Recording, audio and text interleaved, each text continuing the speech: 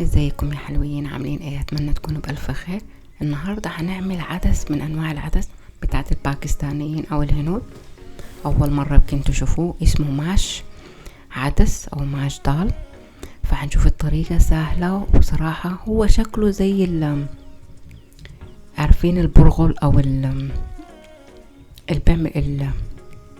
بيعملوا بيه العيش، حاجة زي كده. فهو شكله زي كده، المهم طعمه حلو. ادي كده هو الماش ضال. غسلته، هحط ميه، حط ميه من الحنفيه عاديه، هو مش محتاج يتحط. هخليه لمده ساعه او اقل. ادي معاي كده ملعقتين كبار من الزيت، وهحط ملعقه صغيره من الكمون الصحيح و3 قرنفل، وهنقلبهم كده لغايه لما نشم الريحه. وبصله كبيره عاملاها في الكبة مفرومة ناعم، هخليها لغاية لما تغير اللون، تصفر كده شوية. وملعقة كبيرة من التوم الجنزبيل المفرومين، واقلبه لغاية لما تشم الريحة. تمام.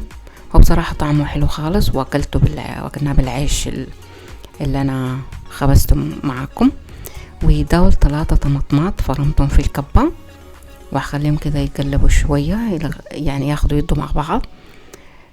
بعد كده لقيت الطماطم مش لونها حلو، حطيت شوية صلصة للون بس، يعني عشان انا عايزاه احمر شوية. فممكن تحطي الصلصة معجون طماطم، ومش لازم يعني. فادي كده معانا كده استبكت. تمام. بعد كده البهارات: شطة، كزبرة ملعقة صغيرة، شات مسالة نص ملعقة كركم، ونص ملعقة فلفل اسود، وملح على حسب الرغبة. والشطة برضو على حسب الرغبة، ممكن تحطي ملعقة صغيرة، ملعقتين صغيرتين، على حسب ما انت تحبي السبايسي بتاعتها قد ايه. واخلي كده الخليط يعمل شوية البهارات يندمجوا مع بعض. فاحط شوية موية عشان ما يلصقش معايا. ده كله على نار عالية. بعد كده نشوف هنعمل ايه.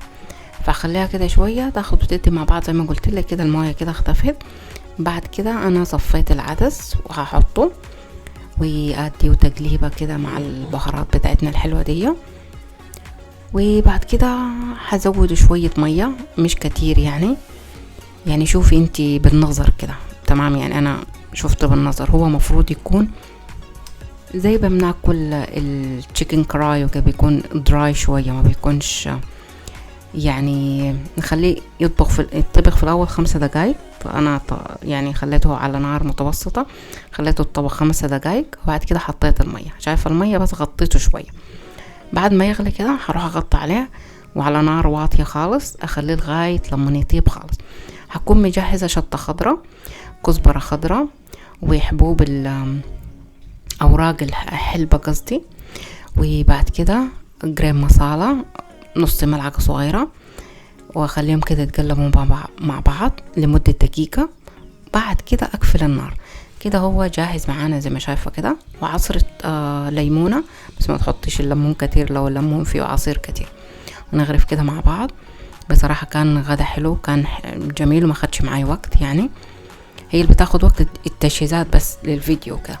فده كان الغدا بتاعنا. اتمنى الفيديو يعجبكم. وده العيش اللي انا عملته. لو اول مرة تشوف القناة، لايك وشير وسبسكرايب، لغاية لما نلتقي في فيديو جديد ان شاء الله.